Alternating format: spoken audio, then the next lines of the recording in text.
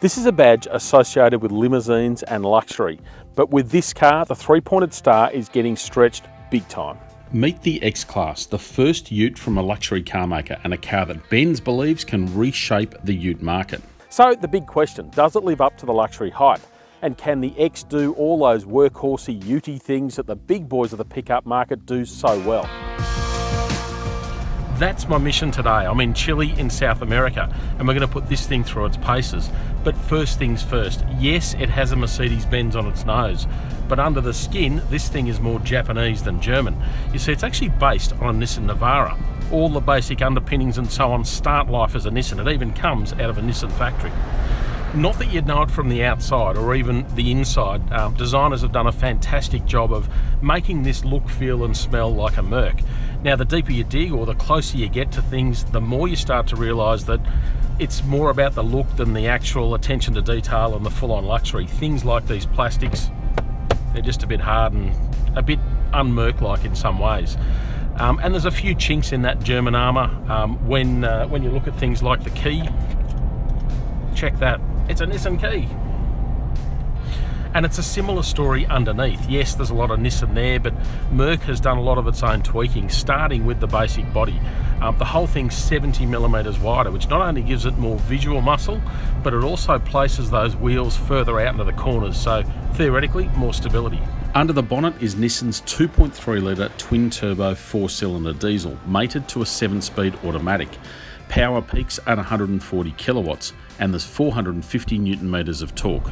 As for the engine, well, Merc's made a big deal of the V6 engine that is coming in this car, but this one, for now, it's a 4-cylinder turbo, in this case a twin turbo, 2.3 litre engine, a very familiar engine, again, to anyone who's driven a Nissan Navara. You're looking at 140 kilowatts of power, so it goes pretty well, but no better than a Nissan. One thing that has stepped up is the refinement. It's pretty clear Merc's put a lot of effort into making sure this car lives up to that luxury promise in terms of quietness. So when you accelerate, you can hear the engine. It's not a particularly sexy sound, but it's a bit more muted than what you might expect in cars like this. It's clear Merc has put a heap of effort into the way this thing drives. It's not an S Class, it's no limousine, but it's certainly towards the pointy end of the ute class in terms of its basic on-road manners. One of the most impressive things is how quickly and how well it recovers from bumps. They've obviously done a lot of work with things like shock absorbers to just tie it down a bit better than a lot of the utes out there. But of course, one of the big reasons people buy utes is to put things in the back. Merc says you can have up to 1.1 tonnes in the tray, so it's a lot of weight, and the big question is how this car is going to go with that much weight.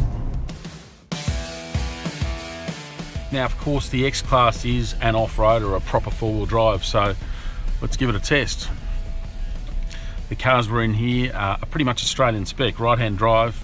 A little bit more ground clearance, so you're looking at 222 mils of clearance, which is plenty, and you've got decent protection underneath. The bones of the car, the basics of the off-road system are very strong. It's got a part-time four-wheel drive system, so select 4 high, or if you want 4 low to give you a bit more control. And there's loads of traction. You've also got electronics to help you out, things like downhill slip control, so take your foot off everything and it'll look after the braking for you. There's no doubt it's an extremely competent off-roader, which for most owners will be more peace of mind that if they want to tackle something like this, they can. But it's difficult to imagine most X Classes tackling terrain like this. There's no doubt the X Class is a big step up over the Nissan it's based on, but it doesn't set any new benchmarks. It ticks a lot of boxes, is great to drive, has fantastic safety features and looks the business, but it's no load-lugging limousine. Time will tell whether that's enough to charge a Mercedes premium.